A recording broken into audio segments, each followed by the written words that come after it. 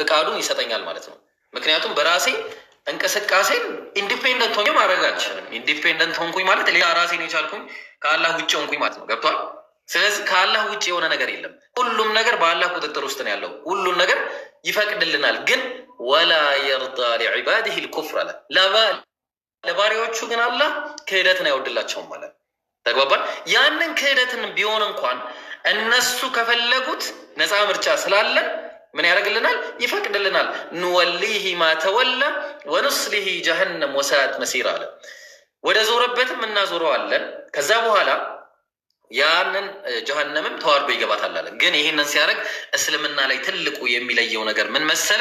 አላህ ስብሐነሁ ወተዓላ በመጀመሪያ ወላ ተዚሩ ዋዚረቱን ዊዝራ ኡኽራ አለ። አንደኛዋ ነፍስ የሌላኛውን ነፍስ ወንጀል አትሸከምም ማለት። ቀጠለና ደግሞ ወማ ኩና ሙዐዚቢነ ሐታ ነብዐሰ ረሱላ፣ መልእክተኛንም እስከምንልክ ድረስ መልእክቱ እስከሚደርስ ድረስ የምቀጣም አይደለሁም ማለት። አትቀጣም መልእክት እስካልደረሰ ድረስ። ይህ በጣም የሚገርም ፌር የሆነ ነገር ነው። ስለዚህ እንደዛ እንዳይባል ደግሞ አላህ ምን አደረገ? አንተቁሉ ማ ጃአና ሚን በሺር ወላ ነዚር፣ መልእክተኛ አስጠንቃቂና አብሳሪ አልመጣልንም ብላችሁ እንዳትሉ ፈቀድ ጃአኩም በሺሩ ወነዚር፣ በእርግጥም አስጠንቃቂና አስፈራሪ መልእክተኛን ላኩላችኋል እንዳትሉ ነው አለ። ስለዚህ መልእክተኛ የተላከልን አላህን በብቸኝነት እንድንገዛ ወማ ኸለቅቱ ልጅነ ወልኢንሰ ኢላ ሊያዕቡዱን እንዳለው የሰው ልጅንም ይሁን አጋንንትን የፈጠርኩት እኔን እንዲገዙኝ ብቻ ማለት። ያ ደግሞ በነፃ ምርጫችን ነው። አላህ በዚህ ውስጥ አይገባብንም፣ ግን ፍቃዱን ይሰጠናል። ተግባባል። ምን አለ? ሁለት አይነት ቀዳዎች በዚህ ጉዳይ ከመጣን ብዙ አይነት ናቸው፣ ግን በዋነኝነት ከውንይና ሸርዕይ የሚባል ነገር አለ። ከውንይ ማለት ምንድን ነው? ለምሳሌ እኔ ወንድ ሆኜ መፈጠሬ ግዴታ ነው፣ ምርጫ አይደለም። ተግባባል። አፍንጫዬ እንደዚህ እንዲሆን፣ አይኔ እንዲህ እንዲሆን፣ ቀንደቤ ምናምን፣ ይሄ ሁሉ ከውንይ ነው። በቃ አላህ በግዴታ ነው። ግን ሸርዕይ ደግሞ አለ። ሸርዕይ ማለት ምንድን ነው? አላህ ስብሐነሁ ወተዓላ በሸሪዓዊ በሆነ ጉዳይ ትዕዛዝን ይሰጠኛል፣ አድርግ አታድርግ የሚለው ማለት ነው። ያ አድርግ የሚለኝን የማደርግ ከሆነ በራሴ ምርጫ ነው የማደርገው። አታድርግ የሚለኝን የማደርገው በራሴ ምርጫ ነው። የዛን ጊዜ ለዛ ነው አላህ ምን አለ?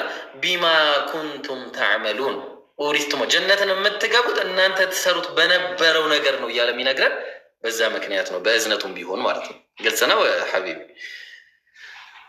ግልጽ ነው። ሹክራን። አንድ የመጨረሻ ጥያቄ ልጨምር ከተፈቀደ። ሶስት ጥያቄ ነበርና ወደ ዴ እንቀጥላለን። ሶስት ጥያቄ ነው። አንድ ይችን ጠይቄ ልጻ። አንድ ሙስሊም በላይ ላይ ለላ መንገድ ያለ ሙስሊምና ክርስቲያን የሚለይበት መንገድ ያው ትክክለኛው ቀጥተኛው መንገድ እና ስህተቱ መንገድ ነው። እኛ ሙስሊም በመሆናችን ብቻ በላይ ላይ ለላ ጀነትን አላህ ቃል ገብቶልናል፣ እንደሰማሁት ከሆነ ማለት ነው። ከሌላው እምነት ተከታይ እንለያለን። ወንጀላችን ሌላ ጉዳይ ነው፣ ሚዛን ላይ ይቀርባል። ግን ያኛው ሙስሊም መሆናችን ብቻ ጀነትን ያረጋግጥልናል? ከቅጣት በኋላ ላለው ነገር ጀነትን ያረጋግጥልናል? ሌላው ደግሞ አሁን እንደዚህ በትምህርታችሁ ላይ ስንሰማ ምናምን አንዳንድ እንደዚህ ዲቤቶችን ስንሰማ ከእስልምና ወጥተሃል ይባላል እና ባለማወቅ የሚሆን በቀላል ነገር ይሄ ፈትዋ ጥያቄ ከሆነ አላውቅም። ከእስልምና ንግግሮች በቀላል ነገር እንደዚሁ ከእስልምና መውጣት ይቻላል? ያለ ሽርክ ያለ ዋና ምክንያት ያስወጣል ባለማወቅ? ይሄ ነው ጥያቄ። አመሰግናለሁ። አዎ ጀነት ይገባል አንድ ሰው። ነቢዩ ሰለላሁ ዐለይሂ ወሰለም እንደነገሩ ሁሉም ሰው ጀነት ይገባል ብሏል። ሁሉም ላኢላሃ ኢለላህ ያለ ሰው ሁሉ ጀነት ይገባል። ኢላ ሚዛኑ ሲቀር፣ ሚዛኑ ይመዘናል። አላህ ሁሉንም ነገር ቅስት ነው፣ በቃ እኩል ነው የሚያየው ማለት በቃ ፍትሃዊ ነው አላህ። ተግባባል። ይህ ፍትሃዊነቱ ግን አላህ ኢነላህ ላ የግፊሩ አን ዩሽረከ ቢሂ ወየግፊሩ ማ ዱነ ዛሊከ ሊመን የሻእ። አላህ ሽርክን አይምርም። ሙስሊም ነኝ ብሎ የሚያሻርክ ሰው ሙስሊም አይደለም ሲጀመር፣ ጀሀነም ነው የሚወርደው፣ ቀጥታ አይወጣም ለዘላለም ማለት ነው። ካፊር ነው እሱ። ግን ሙስሊም ሆኖ ሌሎች ወንጀሎችን የሚሰራ ከሆነ የወንጀሉን ያክል አላህ ከፈለገ ይምረዋል፣ ካልፈለገ ደግሞ የወንጀሉን ያክል ምን ያደርገዋል? ጀሀነም ውስጥ ይቃጠላል። ከዛ በኋላ አላህ ይጠብቀንና ከዛ ደግሞ ይወጣል ማለት ነው። ይሄ ደግሞ ኡተቃኡ ረሕማን ራሱ አሉ፣ ብዙ ናቸው። በብዙ አይነት መንገድ ሊወጡ ይችላሉ። ተግባባን? በብዙ አይነት መንገድ ሊወጡ ይችላሉ ከዛ ከጀሀነም ማለት ነው። ስለዚህ ጀሀነም ውስጥ ሚስቃለ ዘራ ልቡ ላይ የእምነት ጠብታ ያለችበት ሰው ሁሉ ይወጣል። ሁሉም ሰው ይወጣል ከጀሃነም ኢንሻአላህ ሁሉም ሰው። ወደ ሁለተኛው ጥያቄ ስመጣ ሁለተኛው ጥያቄ ላይ እናንተ ስታስተምሩ ምንድን ነበር ያልከኝ? አስታውሰኝ። እናንተ ትምህርት ላይ ዲቤቶችን ስንከታተል ወይንም ትምህርት ላይ እንዲህ ማለታቸው ከእስልምና ያወጣል ምናምን እኛ ባለማወቅም ልንል እንችላለን ብዬ ነው። ሳናስበውም የሚያስወጣ ነገር ከሽርክ ውጭ ሆነ ባለማወቅ የምንለው ነገር ላይ አይዘን ረበና ላ ቱአኺዝና ኢነሲና አው አኽጣና የሚለው ዱዓ በማናውቀው ነገር አላህ አይጠይቀንም። ግን ምንድነው መሰለ ኢስቲህዛ ቀልድ፣ ሰዎች ላይ መቀለድ፣ ሰዎች ላይ አላህ ላይ መቀለድ፣ ነብዩ ላይ መቀለድ፣ አዛን ላይ መቀለድ፣ እንደዚህ አይነት ነገሮች ሳታስበው ከእስልምና የሚያስወጡ ነገሮች ናቸው። አክቹዋሊ ጥያቄ እንትና እሺ። እና አቡበከርን አስገባው። እሺ ጀማል። እና ምንድነው ይሄ ጉዳይ ምንድነው መሰለ አላህ ሱብሓነሁ ወተዓላ የሆኑ ሰዎችን ነቢዩ ሰለላሁ ዐለይሂ ወሰለም ላይ እና ባልደረቦቻቸው ላይ ሲቀልዱ ነበር ቁርአን ላይ ማለት ነው። እና ቀለዱ።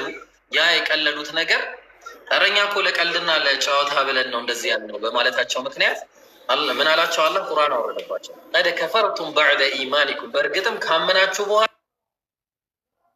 ክዳችኋል በማለት አላህ ሱብሓነሁ ወተዓላ ምን አረጋቸው? ምን አላቸው? ነገራቸው ማለት ነው። ያ ተውባ የሚባል ነገር አለ። የሚከፉ ነገሮች አሉ። አዎ አሉ፣ በጣም ብዙ አሉ። ግን ያንን ነገር ባለማወቅ ከሆነ ተውባ ነው የምታደርገው፣ ችግር የለውም። ከእስልምና ላይወጣ ይችላል። ዑዝር ቢልጃህል ሊሰጠው ይችላል። ባለማወቅ የሚሰጥ የሆነ ዑዝር አለ።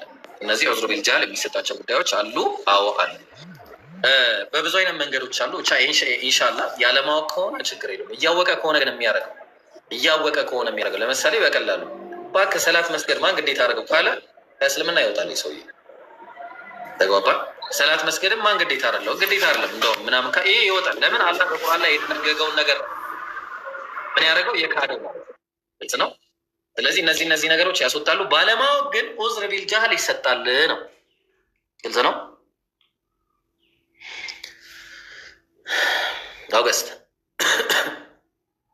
አውገስት ዮ የለህም? አይሰማም እንዴ ጋይስ? እሺ ቀጥል። እሺ ቬሮን ተመለስ ወደዚህ፣ አለዛ ልትወርድ ነው። እሺ ዴቪድ ቀጥል። እንዴት ናችሁ? ጥያቄ መጠየቅ እችላለሁ? ዴቪድ ይቀድማላ። ዴቪድ ይስመኝ። ከዚህ በኋላ ወደ ውስጥ ከገባህ ግን ትወርዳለህ። ቬሮን ከዛ ደህና አልሐምዱሊላህ። ትንሽ ስታክ እያደረገ ነው። ወጥቼ ተመልሼ ልግባ ወይስ የአንተ ነው? የኔ ነው ጋይስ። የማን ነው ስታክ የሚያደርገው? ነው የሚሰማው? ኢሳቅ ሰላም አለይኩም። አቡኪ ሰላም አለይኩም ወረሕመቱላህ። እንዴት ናችሁ? የማን ነው ስታክ የሚያደርገው? አሜን ያንተ ነው አሉ። አሁን ይሰማል። አሁን ትሰማለህ? እሺ ቀጥለሽ ዴቪድ ቀጥል። አሁን ደህና ነው መሰለኝ። እሺ ጥያቄ ቅድም እያወራ በነበረበት ቶፒክ ነው። አንድ ሰው ሲወለድ ሙስሊም ነው ያልከውን ብታስረዳኝ። ሙስሊም ማለት ምን ማለት ነው? በመጀመሪያ አንድ አምላክን በብቸኝነት የሚገዛ የአንድ አምላክ ህሳቤ ብቻ፣ የሶስት አማልክት ህሳቤ አእምሮ ላይ የሌለበት፣ የ10 አማልክት ህሳቤ የሌሉበት፣ የኦሎምፒክ የጣዖት ህሳቤ የሌለበት፣ አንድ አምላክን ብቻ እንዲህ ብሎ የሚያስብ የሆነ አእምሮ ማለት ነው። ፊጥራ የሚባለው ፊጥራ ስለ ሙስሊም ማለት አንድ አምላክ አለ ብሎ የሚያምን ከሆነ በአንድ አምላክ ብቻ የሚመራ ማይንድ ሴት ከሆነ ስለዚህ ሰዎች አንድ አምላክን የሚያመልኩ ሰዎች በሙሉ ሙስሊም ይባላሉ ማለት ነው? አይደለም። አንድ አምላክ ደግሞ ጣዖት እንዳልሆነ ማወቅ አለባቸው። ይሄ በአእምሯችን ላይ የተደረገ ነገር ነው። አእምሯችን ላይ እኔ ለምሳሌ እኔ አሁን ስታስበኝ እንዲህ ስታይ እኔ አሁን ይህን ነገር አላመልከውም። አንድ አምላክ ነው ብዬ ባመልክ ብናገርም ይህን አንድ አምላኬ ነው ብዬ አላመልከውም። ለምን? ነንሰንስ ነው። ይሄኛውንም አላመልክም ከይቅርታ ጋር፣ ከዛ ይህንንም አላመልክም። አንድ አምላክ ነው። ማቴሪያል ባልሆኑ ነገሮች፣ በማይታዩ ነገሮች ግን ገብቶኛል። የሚያምን ከሆነ እኮ የአንድ አምላክ ሁሉን የፈጠረ ነው ብሎ ካመነና ግን የአንድ አምላክ ፍጡር ነው ብሎ ካላመነ ችግር የለውም። ፍጡር ነው ብሎ አይመን እንጂ። ከዛ በኋላ ግን አላህ ነቢያት እንደዛ እንዳትል ደግሞ ዴቪድ እንደዛ እንዳትል ሊያዝ ከመጀመሪያው እንደዛ እንዳትል መጀመሪያ አምላካችን ነቢያትን ልኳል፣ አስተማሪዎችን ልኳል። ገብቷል። በነዛ በአስተማሪዎች መንገድ ነው የምንሄደው ማለት ነው፣ ከአዳም ጀምሮ መልእክት። ስለዚህ አንድ አምላክ ስትለኝ ክሊር አድርገህ መናገር አለብህ። አላህን የሚያመልክ ብቻ ሙስሊም ይባላል ማለት አለብህ ወይ? ደግሞ አንድ አምላክ የሚለውን ጄኔራላይዝ ካረከው ሌላም ማለት ፍጥረታት በሙሉ እንደዛ ነው። ጀመር ታውቀዋለህ። እንደዛ ነው። አላህ ከአላህ ውጭማ ሌላ ካመለከ እሳት አምላኪ አንድ አምላክ ተብሎ። ስለዚህ ከአላህ ውጭም አንድ አምላክ ብሎ ቢያመልክ ያ ሰው ሙስሊም አይባልም። አንድ አምላክ ብሎ አላህን የሚያመልክ ብቻ ሙስሊም ይባላል ማለት ነው አይደል? ስለዚህ አንድ ሰው ከተወለደ ጀምሮ ሙስሊም ነው ያልከው ልክ አይደለም ማለት ነው። በዚህ ኮንቴክስት ልክ ነው። ልክ ከሆነ አላህን ማምለክ አለበት። አንድ ሰው ሲወለድ ብልሃል። አንድ አምላክ ብሎ አላህን ካልተከተለ ያ ሰው በማምለክ ህፃን ልጅ አይገደድም። ይህ እንደዚህ የተያዘ ህፃን ልጅ ስለ ህፃን አይደለም እያወራን ያለ ነው። ትልቅ ሰውም ይሁን አላህን ከመከተሉ በፊት ተወልዶ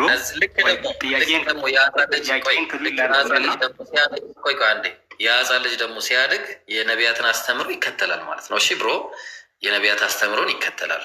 አስተምሮታል። የእኔ ጥያቄ ምንድን ነው?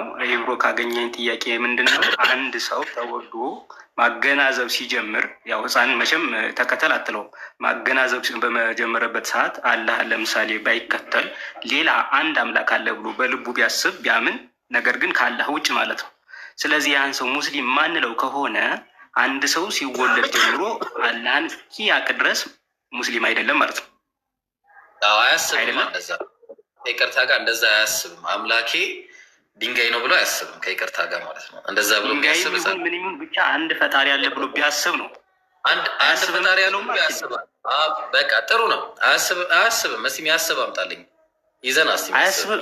አንድን ሰው አያስብ። ለምሳሌ እንዴት አያስብም ማለት ምን ማለት ነው? አያስብማ።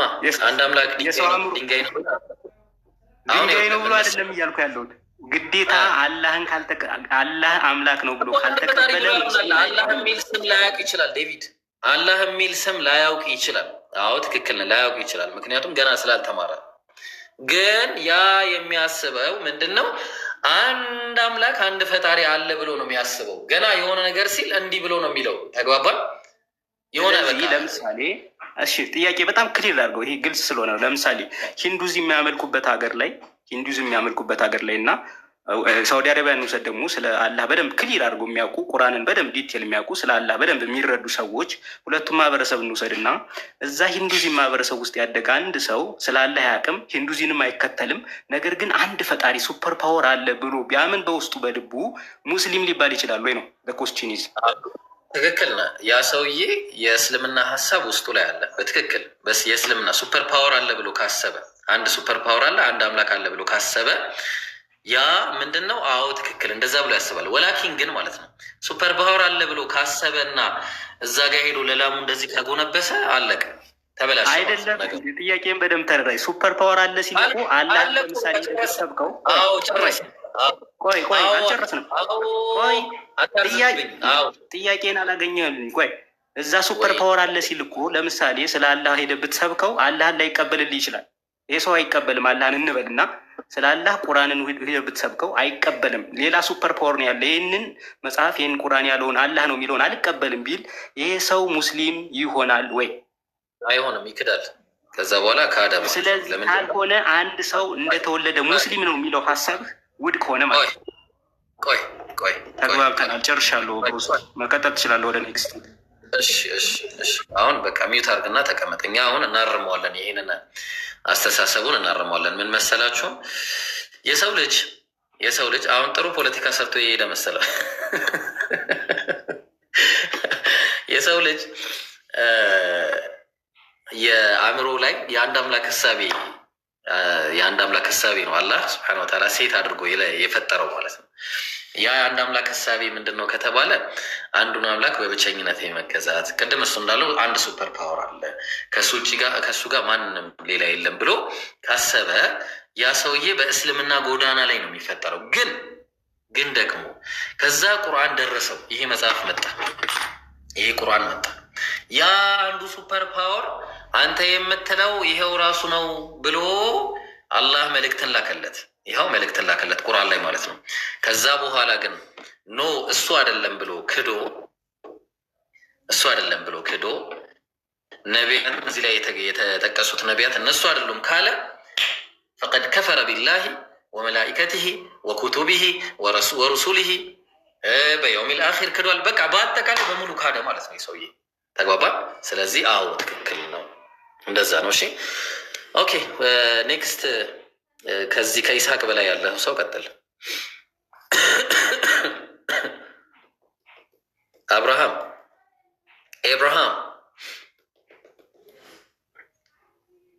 አብርሃም እሺ አብርሃም የለህም? አይሰማም? ይሰማል?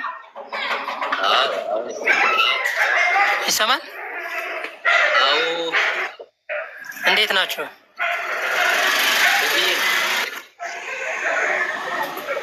እንዴት አረፈዳችሁ? ደህና አረፈድን። ወደ ጥያቄ።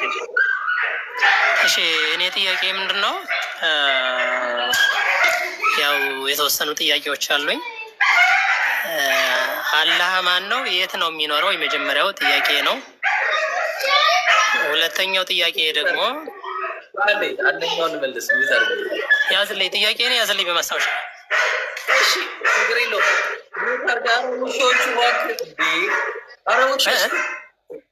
ውሾቹ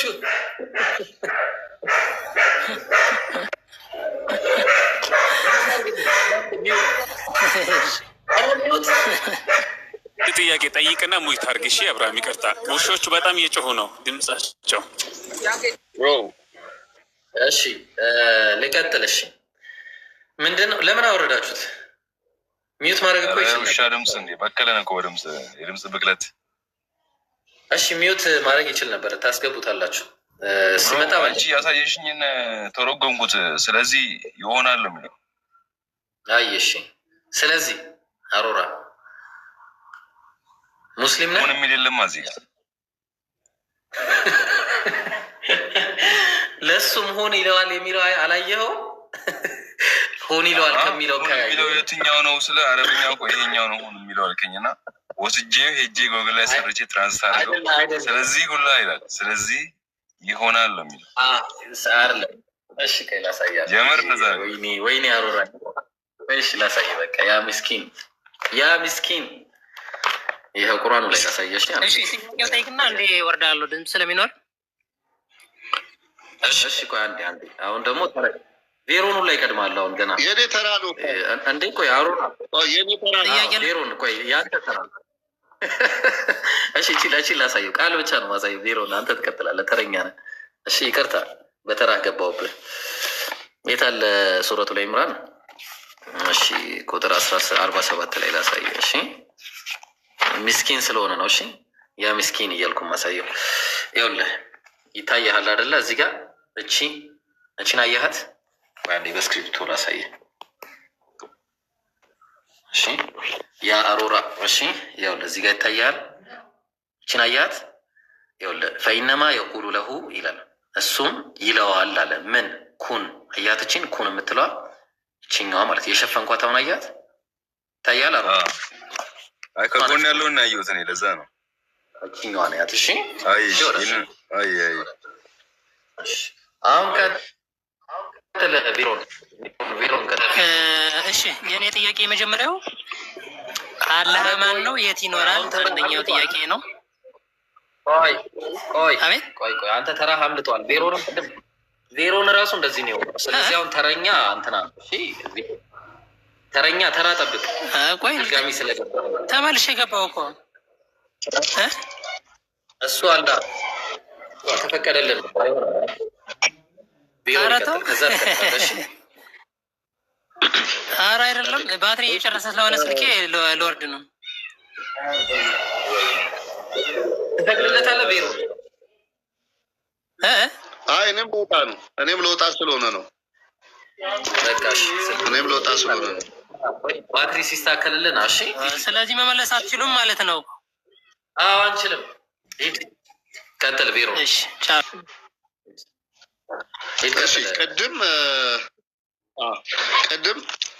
መልአኩ ወደ ማርያም መጥቶ ይሁን በሚለው ቃል ነው ኢሳ የተፈጠረው አልክ እና ኢሳ ደግሞ የአላህ ቃል ነው ይላል ቁርአን ላይ አንድ ቦታ ጥያቄ ቃል ነው ይላል። እሺ ቀጥል። ኢሳ የአላህ ቃል ነው የሚለው ኢሳ የአላህ ቃል ከሆነ ድምፅ አይሰማም። ያንተ እያወራህ ከሆነ እያወራሁ አይደለም ጠይቅ። እሺ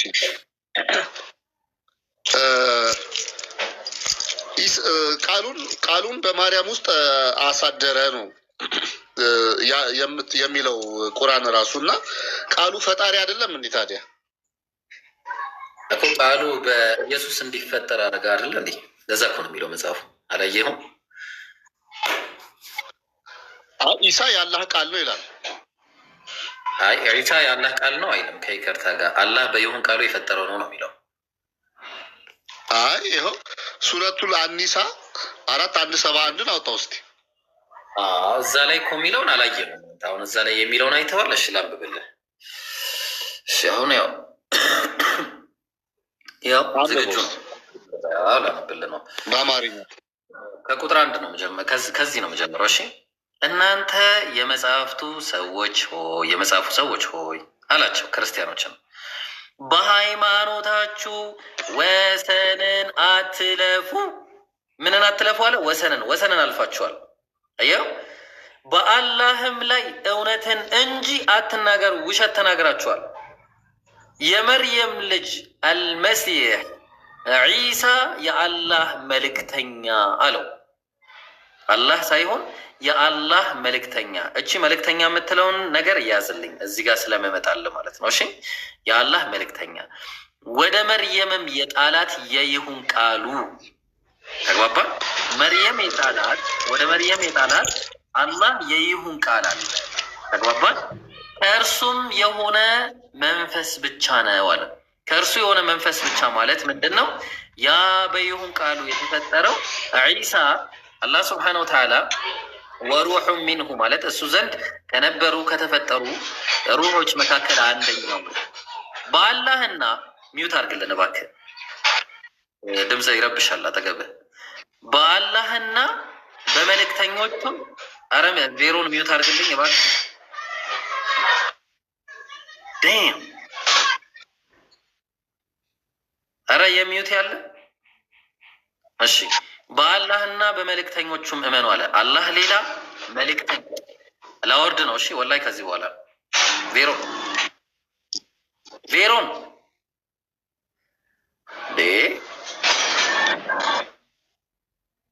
ውረድ በቃ።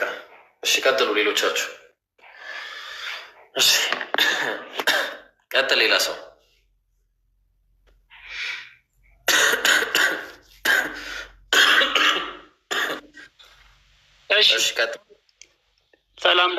ሰላም ለእናንተ ይሁን። ሀብታሙ ነኝ። ዛሬ ገና የኢየሱስን ሰላም ታየን። ሰላም ለአንተ የሚቀጥል። እሺ ቀጥል። እንዴት ናችሁ? ሰላም ነው? አዎ ኢየሱስ ራሱ እኮ ሰላም ነው። ሰላም እሰጣለሁ ይላል መጽሐፍ ቅዱሳችን ላይ ዮሐንስ ወንጌል ምዕራፍ 14 ከቁጥር 27 ላይ እኔ ሰላምን እሰጣችኋለሁ ሰላሜንም እተውላችኋለሁ ይላል። እኔ የምሰጠው ሰላም ደግሞ ዓለም እንደምትሰጠው ሰላም አይደለም እኔ የምሰጠው ይላል። ስለዚህ ሁላችንም ሰላም መሰጣጣት ግድ ነው። ትክክል ነህ። እዚሁ ጋር ግን ዳክል ኢየሱስ ምን አለ መሰለህ፣ እኔ ከራሴ አንዳች ላደረገኝ ይቻለኝም ማለት ግን ደግሞ ከአባቴ ጨረሳ እዚህ ጋር አለቀ። ኢየሱስ ከራሱ ምንም ማድረግ አይችልም። ከአባቴ ልክ ነህ። ከአባቴ እንደምሰማው እንደማውቀው ደግሞ እፈርዳለሁ ብለዋል። አዎ ትክክል። ከራሱ ኢየሱስ ማድረግን ይችላል። እዛ ቦታ ላይ ሪዝን ልክ ነህ። ዮሐንስ 5:30 ላይ ከራሴ ምንም ላደርግ አልችለውም ያለውን ነው። ወደ 23 ደግሞ ሄደ ስታነበው ለአብ የምታደርጉትን ለወልድም ደግሞ ክብርን ስጡ ይላል።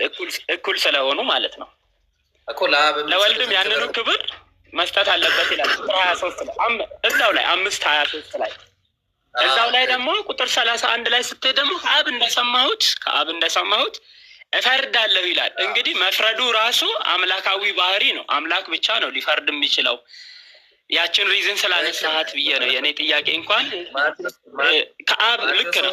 አብ በክርስትና ቆይ ልጨርስ እስቲ ለእኔም ጊዜ ስጠኝ። ማቴዎስ ወንጌል ምዕራፍ 28 ቁጥር 18 ላይ በሰማይ በምድር ስልጣን ተሰጠኛለ። ስለዚህ የተሰጠው ስልጣን ነው። ይህንን ስልጣን ደግሞ ይቀማል አንድ ቀን። አንደኛ ቆሮንቶስ ምዕራፍ 15 ቁጥር 29 ከ4 ጀምሮ ስትመጣ ምን አለ? ኢየሱስ ስልጣን ሁሉ ምን እንዳለ በተሻረ ጊዜ ይሻራል ሁሉ ነገር። ከዛ በኋላ ሁሉ ላስገዛለት ምን ያደርጋል? ይገዛል አለ። ምን አለ ኢየሱስ ሲናገር? ጳውሎስ እዚህ መልእክት ላይ ሲናገር ምን አለ? ሁሉን አስገዝቶለታልና አለ። ሁሉን አስገዝቶለታል ሲል ግን ሁሉ ከተገዛለት በቀር መሆኑ ግልጽ ነው አለ። ከዛ የዛን ጊዜም ደግሞ አለ የዛን ጊዜ ደግሞ ሁሉን ላስገዛለት ሁሉ በሁሉ ይሆን ዘንድ አለ። ሁሉ በሁሉ ይሆን ዘንድ ልጁ ደግሞ እራሱ ሁሉን ላስገዛለት ይገዛል።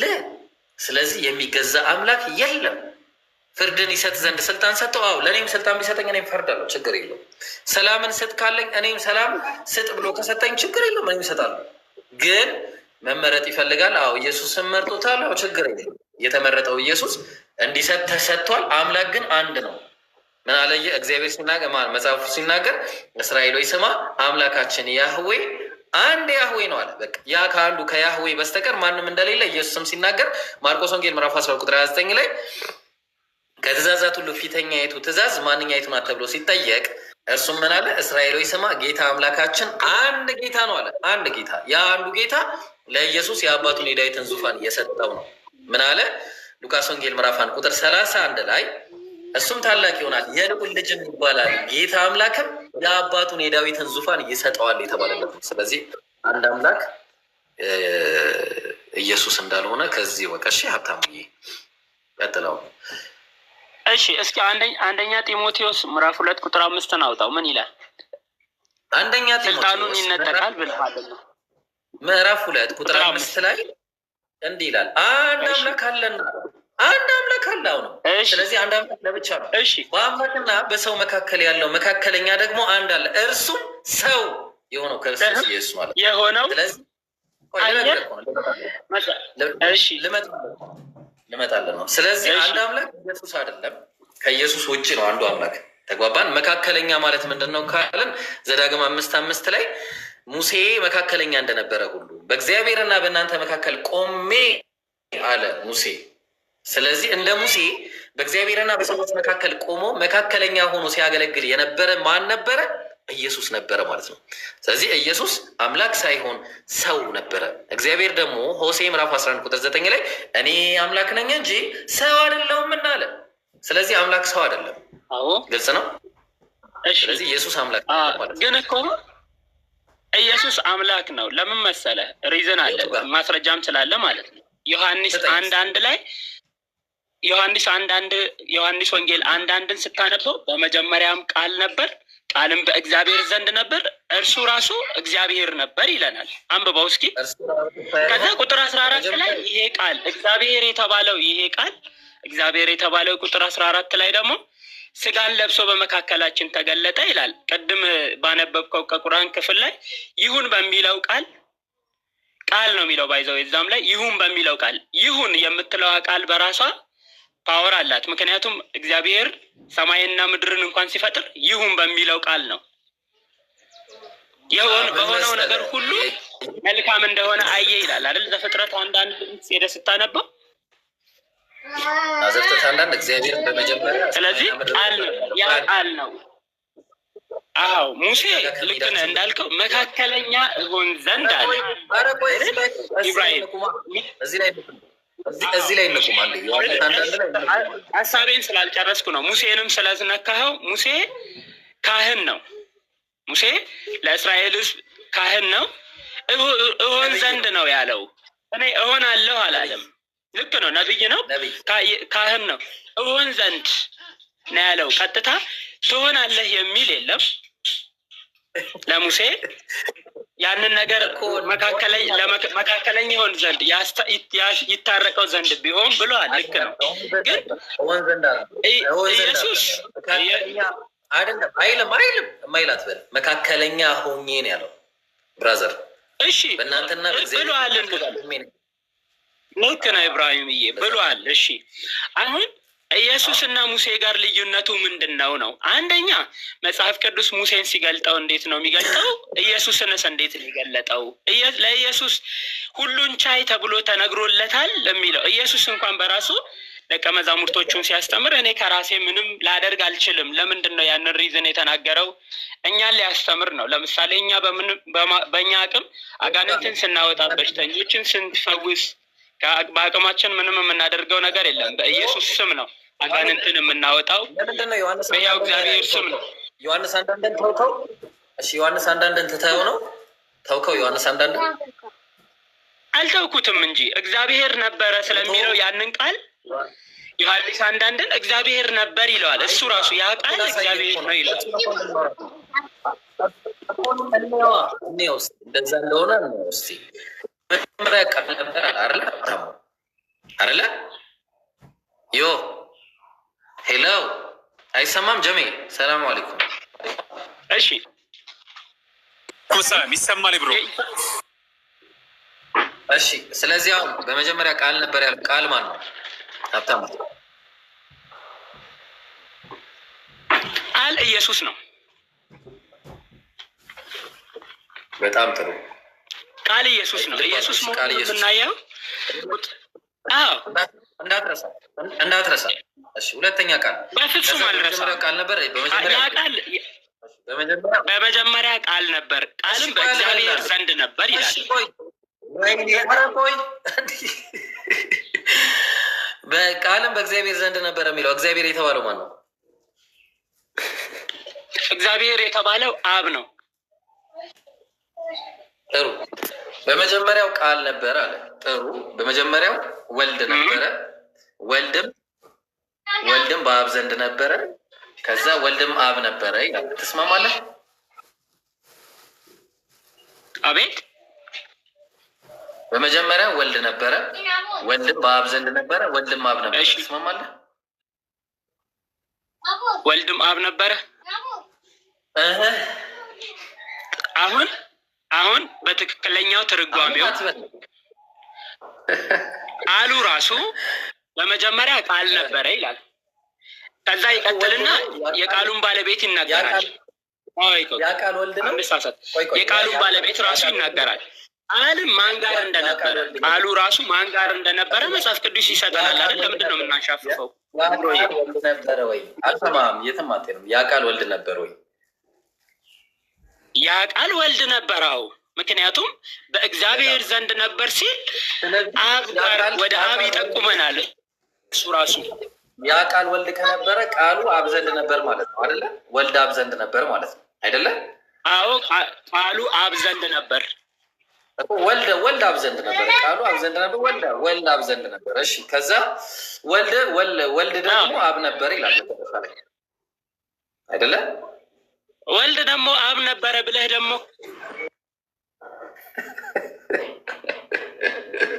ከተረገምኩ ያው አንድነት መጽሐፍ ቅዱስ እንደሚናገረው ዮሐንስ 10:30 ሄደህ አንብበው። ዮሐንስ 10:30 አሁን ላልከው ቃል ማረጋገጫ ነው። እኔና አብ አንድ ነን ይላል። እኔና አብ አንድ ነን የሚል ቃል አለ። ኢየሱስ ራሱ ማስረጃ ሲሰጥ እኔና አብ አንድ ነን ስለሚል እሱ ላይ ይመጣል። ወልድ አብ ነው። እሱ ወልድ አብ ነው። አሁን በጠቀስነው ከሆነ አዎ እኩል ናቸው። ወልድ ወልድ ነው።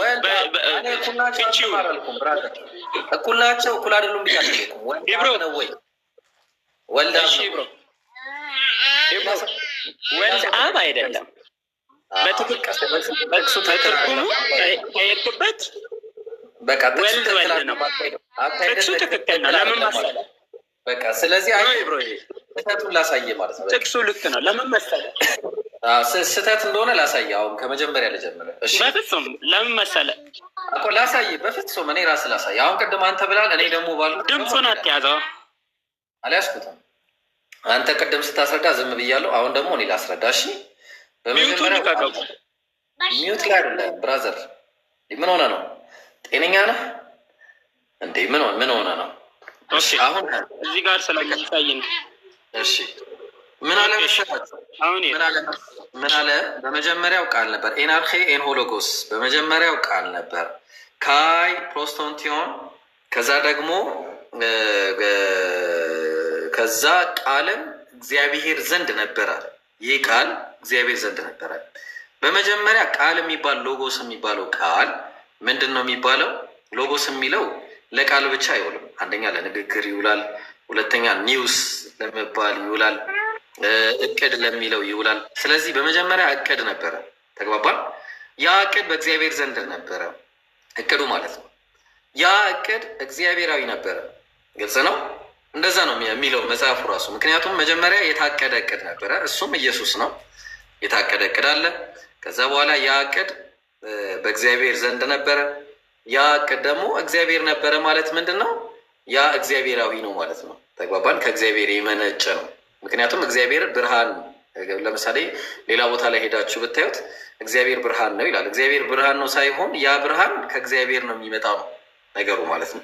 ስለዚህ ሁሉ በእርሱ ሆነ አለ ቁጥር 3 ላይ ሁሉ በእርሱ ሆነ። እስራኤል ሁሉ በማን ነው? በኢየሱስ በኩል ነው የሆነው። እግዚአብሔር በእስራኤልም በኢየሱስ በኩል ነው ያዳነው። ለምን? ሐዋርያት ሥራ ምዕራፍ 13 ቁጥር 23 ላይ እግዚአብሔርም እንደ ተስፋው ቃል ለእስራኤል መድኃኒት ኢየሱስን አመጣ። ስለዚህ ለእስራኤል መድኃኒት ይሆን ዘንድ ልክ ነው። ግን እዛ ቦታ ላይ ደግሞ እባክህ ልጨርስ ብሮ ልጨርስ። እስራኤልን ብቻ ብለህ አትለየዋ። ሁሉም ስለሚል ሁሉም ሲል ሁሉም ነው። አናፋልሰውማ ብዬ ነው። እመጣላለሁ። ኢየሱስ ራሱ ክዶታል አንተ የምትናገረውን ቃል እና አሁን ምንድን ነው ቀጠለና ሁሉም የሚለው እኮ ሁሉ ጊዜ ለሁሉም አይመጣም። እሺ ሁሉም የሚለው ለሁሉም የሚመጣ ከሆነ በሌላ ጥቅስ ይዛለሁ። ተግባብ። ምክንያቱም ሁሉ አዲስ ሆኗል፣ አሮጌው ነገር እያለ ይናገራል ሌላ ቦታ ላይ መጽሐፍ ነው። ሁሉ አዲስ ሆኗል ሲል ግን ሁሉ የተባለው ኢየሱስን የተቀበለ ብቻ መሆኑን ወቅ ተግባባል። ስለዚህ ይመጣና ቁጥር የሐዋርያት ሥራ ምዕራፍ 13 ቁጥር 23 ላይ እግዚአብሔር እንደ ተስፋው ቃል ነው። ያ የተስፋ ቃል የነበረ ነው መጀመሪያ። ለዛ ነው አንደኛ ዮሐንስ መልእክት ምዕራፍ 1 ቁጥር 1 ላይ ከመጀመሪያው የሰማነውንና ያየነውናል። መጀመሪያ የተሰማ ነበረ። ለማን ነው ያ ቃል የተሰማው ብለን ስንል ገና መጀመሪያው እግዚአብሔር እቅድ ዘንድ ከመኖሩ ጋር ለአብርሃምም ቃል ተገብቶልን ነበረ። ዘፍጥረት 22:18 ላይ እግዚአብሔር ምን አለ? ለዘሮቹ ቃል ገባለ፣ ቃሌን ሰምተሃልና ነው አብርሃምን። ገላትያ ምዕራፍ 16 ቁጥር 3 ላይ ምዕራፍ 3 ቁጥር 16 ላይ ምን ይላል? ለአብርሃምና ለዘሩ የተስፋው ቃል ተነገረ አለ። ስለ ዘር እንደሚል ለብዙዎች አይልም። ስለ ዘሮቹም ነው ለአንድ ብቻ አይልም። ስለ ዘሮች እንደሚል ግን ለብዙዎች ይላል። እሱም ክርስቶስ ነው አለ። ስለ አንድ እንደሚላል። ስለዚህ ክርስቶስ በተስፋ ቃል ሲኖር የነበረ ነው። ይህን የተስፋ ቃል ያላገኙ ነበሩ። ዕብራውያን ምዕራፍ 13 ቁጥር 11 ላይ ብዙዎች ያን የተስፋ ቃልን አላገኙምና ዳሩ ግን ከሩቁ ነው አዩትና ተሳለሙት አለ። ያ ከሩቅ ያዩትና የተሳለሙት የተስፋ ቃል የነበረው በተስፋ ቃል ሲኖር የነበረው ኢየሱስ ቃልም ያ እቅድ ማለት ነው። በመጀመሪያ የነበረው እቅድ ስጋ ሆነ፣ በስጋ ተገለጠ ማለት ነው። እቅዱ ስጋዊ ሆነ፣ እውን ሆነ ማለት ነው። ይህንን ምሳሌ እንውሰድ ካልን አንደኛ ነገሥት ምዕራፍ 15 ቁጥር 12 ላይ ምን እያለ ይናገራል መጽሐፉ? ለኢዩ ልጆች እስከ 12 ትውልድ ድረስ እስከ 4 ትውልድ ድረስ ንጉሥ ይሆናሉ ተብለው የተነገረው የእግዚአብሔር ቃል ይህ ነው አለ። እንዲሁም ሆነ አለ። ተግባባል። በእግዚአብሔር ዘንድ ይነገርለት የነበረው የኢዩ ልጆች በእስራኤል ዙፋን ላይ ሶሪ ኢብሮ አንዴ ቆይ ልጨርስ። ኢብሮ ይቅርታ አንዴ ከስር የስድብ ኖ አይደለም። ከስር የስድብ ጽሁፍን የምትጽፉ ክርስቲያንም ሆኑ ሙስሊሞች እኔ እዚህ ጋር እስካለው ድረስ መጽሐፍ ቅዱስ ስለማይደግፈው እንዳትጽፉለት። እሺ፣ ለእኔም ለእሱም እንዳትጽፉ። ክርስቲያኖች እሱን እንዳትሰድቡት። ጥርሱ ስለ ጥርሱ ስለሌላው አንተን አይመለከትም። ኮሜንት ይቅርታ፣ ቀጥል አንተ። ችግር አብሽር። አመሰግናለሁ ስለ እኔ ስለተናገርክልኝ። እግዚአብሔርም ማለት ሰውን በመልካችን እንደ ምሳሌያችን እንፍጠር ብሏል እግዚአብሔር። እና ያው እኔ እግዚአብሔርን ስለመመስል ችግር የለውም አታስቡ። እንደናንተ አስተምሮ ማለት ቀጥልሽ ሀብታሙ። እሺ ምንድን ነበረ እያልኩ የነበረው? ምን አለመሰለ መጽሐፉ አንደኛ ነገሥት ላይ ስለተናገረው። ስለዚህ እግዚአብሔር እቅድ ላይ እግዚአብሔር እቅድ ላይ የነበሩ እግዚአብሔር እቅድ ላይ የነበሩ ለእዩ ልጆቹ እስከ 4 ትውልድ ድረስ በእስራኤል ዙፋን ላይ ይቀመጣሉ ተብሎ የነበረ ቃል ነበር። እንዲሁም ሆነ አለ ኤግኔቶ ይላል። እንዲሁም ሆነ። ያ ሆነ ማለት ግን ምን ማለት አይደለም እግዚአብሔር ቃሉ ሆኑ ማለት አይደለም። እነዚያ የእዩ ልጆች ምንድነው በተስፋ ሲነገር የነበረው ቃል እውን ሆነ ማለት ነው የሚናገረው። ስለዚህ መጀመሪያ እቅድ ነበር ነው በአጭሩ። ስለ እቅድ ነው የሚያወራው። ምክንያቱም ሎጎስ የሚለው ቃል እቅድም በሚል ስለሚመጣ ባይብል ላይ ቀጥለው። እሺ እንደዛ አድርገህ ይሄ አሁን መጽሐፍ ቅዱስ እንግዲህ እንግሊዝኛ ላይ አለ ተተርጉሞ ከመጡት እንኳን ማለት ነው። በኦሮምኛ እኔ ካነበብኳቸው አማርኛ አለ። እነዚህ ሁሉ ኢብሮዬ ምን አለ መሰለ ኢብራሂምዬ፣ እነዚህ ሁሉ በመጀመሪያ ቃል ነበረ ነው የሚሉት። ቃልና እቅድ እጅግ በጣም የተለያዩ ትርጓሜን ነው የሚሰጡት። እቅድ ማለት አንድን ነገር ለማድረግ ወደፊት ገና ውጥን የምትይዘው ነገር ሲሆን፣ ቃል ደግሞ ከአንተ ዘንድ የሚወጣ አንተ ለምሳሌ ኢብራሂም ነህ። ያንተ ቃል በፍጹም የሀብታሙን ቃል አይመስልም፣ አይመሳሰልም። ገብተዋል? ያ ቃል ደግሞ መጽሐፍ ቅዱስ እንደሚተረጉመው ያ ቃል ስጋን ለብሶ በመካከላችን ተገለጠ ሲል ከእግዚአብሔር ዘንድ የወጣ ቃል ነው። እንግዲህ ከእግዚአብሔር ዘንድ እንደ እቅድም እንደ ቃልም ይምጣ። ቁርአን ላይም ሲናገር ሱራ አልኢምራን 3:49 ላይ ይመስለኛል ባለሳሳት ማለት ነው። እዛ ላይ ከእግዚአብሔር ዘንድ ከፈጣሪ ዘንድ የመጣ ቃል እንደሆነ ይናገራል። ከእግዚአብሔር ዘንድ የመጣ እንደሆነ ቃል ነው ብለን እዚህ ጋር እንለፈውና ስለ ኢየሱስ ክርስቶስ ቻይነት ላይ ትንሽ ነገር ልበልና አንድ ጥያቄ ጠይቄ እኔ ልውረድ። ከይቅርታ ጋር ወደ ገበያ ልንሄድ ስለሆነ ማለት ነው። ሀሳብህ ስለተመቸኝ ነው። መጽሐፍ ቅዱስ ውስጡ ያለ ሰው ለክርክር ብዙም በር አያበጅም፣ ለመማማር እንጂ። መጽሐፍ ቅዱስም እኔ እንዳንተ ቢያንስ መጽሐፍ ቅዱስን እንዳነበብከው ቁርአንን ጨርሼ ከአንተ ጋር ማውራት ብችል ምንኛ ደስ ባለኝ። ምክንያቱም በእግዚአብሔር ስም በፍጹም አትከራከርም፣ ትማማራለህ እንጂ። ለዛ ነው ጌታ ኢየሱስም በስሜ አትከራከሩ ነው ያለው መጽሐፍ ቅዱስ ላይ ሲናገር፣ በስሜ አትከራከሩ። ምክንያቱም በእግዚአብሔር ስም ስትከራከር ስድብ ውስጥ ትገባለህ። መጽሐፈ ምሳሌ ውስጥ መጽሐፍ ቅዱስ ሲናገር ከንግግር ብዛት ኃጢአት እንደሚመጣ ስለሚነግረን ማለት ነው። መጽሐፈ ምሳሌ ምዕራፍ 8 ላይ። ስለዚህ ኢየሱስ ሁሉን ቻይ ነው። ሁሉን ቻይ ነው። እስኪ ዮሐንስ ራእይ 1:8 አንብበው። ዮሐንስ ራእይ ያለና የነበረ ሁሉን የሚገዛ ጌታ አምላክ አልፋና ኦሜጋ እኔ ነኝ ይላል አለ። እሱ የኢየሱስ ሳይሆን ስለ አብ ነው የሚሆነው። አይደለም ስለ ኢየሱስ ነው እንጂ በመጀመሪያ ላይ ያለው ቁጥር 1 አንብበው ስለ የኢየሱስ ንግግር መሆኑን እንድንረዳ። እሺ ቁጥር 1 እናንብበው። እሺ ቁጥር 1 ያው እሺ ላውጣለህ። ቁጥር 1 ምን ይላል መሰለህ? ቆይ አንዴ ይሄ ይላል። ቆይ ላውጣለህ። እሺ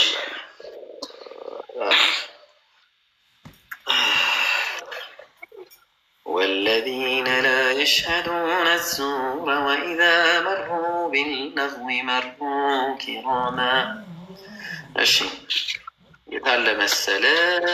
ዮሐንስ ወንጌል ማን ነው? ዮሐንስ ወንጌል አልኩኝ። ዮሐንስ ራእይ ዮሐንስ ምዕራፍ 1 ቁጥር 1 ላይ ምን ይላል? እስቲ ቁጥር 1 ላይ አንዴ ላውጣ። ባይብሉ ደግሞ አዛ የሆነ ባይብል ነው። አዛ የሆነ ባይብል አንተ ባይብሉን አትስደበው። አፕሊኬሽን አረናታጠላ። እሺ ቶሎ ይሆን ዘንድ የሚገባውን ነገር ለባሪያዎቹ ያሳይ ዘንድ እግዚአብሔር ለኢየሱስ ክርስቶስ የሰጠው አለ። ተጩ ማን ነው? ማን ተጩ? አዳሙ ማን ነው ሰጪው? ይሰማኛል አሁን እኮ እግዚአብሔር ለኢየሱስ ክርስቶስ የሰጠው ይላል። ማን ነው? እየሰማው ነው። ይሰማኛል። ድምጼ ራቀ እንዴ ጋይስ? እግዚአብሔር ይሰማል። ብሩ ያንተ በደንብ ነው የሚሰማው። ቤቱ ፎሎ ያላረጋችሁ ቤቱ ፎሎ አድርጉ። እሺ ሁላችሁም ታች ያላችሁ ሰዎች ቤቱ አዲስ ነው እግዚአብሔር ለኢየሱስ ክርስቶስ የሰጠው ይላል። ማን ነው ሰጪው? ሰጪ ማን ነው?